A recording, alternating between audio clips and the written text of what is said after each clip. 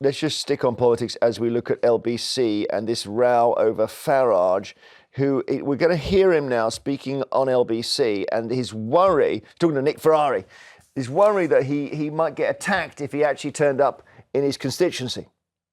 I am doing some Zoom surgeries. Right. You won't be doing physical surgeries in Clacton? Not yet. Do you envisage that you will eventually? When Parliament allows me. Why is Parliament blocking you? Have a guess. Have you been advised for your own security not to hold surgeries? I would have thought that would make sense, wouldn't you? He also made reference to the late Sir David Amess, who was murdered at a church surgery in 2021. Do I have an office in Clacton? Yes. Am I allowing the public to flow through the door with their knives in their pockets? No. No, I'm not. Why would the people of Clacton want to flow through the door with knives in their Well, pockets? they did in Southend. Right. They murdered David Amess, and he's a far less controversial figure than me.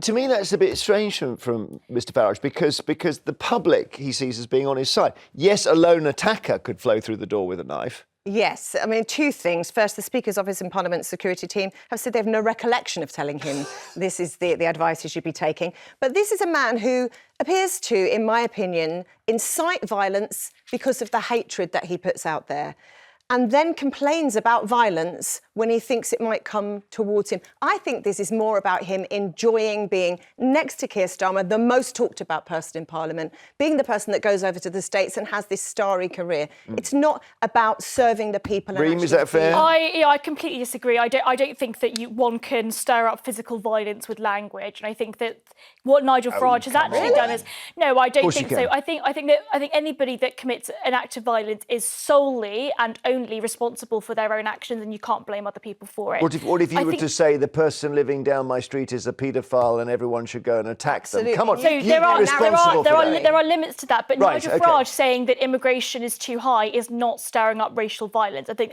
that's wrong. No, that's I also think what's interesting about this is that it is undoubtedly clear that if Nigel Farage was to allow anybody to come to his surgeries, he would be attacked. It is undoubtedly clear, and I think when we're looking at what's happened over in the US, Trump has had 2 attempted assassinations in the last month. It is outrageous how dangerous it is for some right-wing politicians. And Nigel Farage is a far more controversial figure, than Sir David Amess, as he pointed out on that LBC interview. Okay, all right. So I think that his safety is definitely of concern. Okay.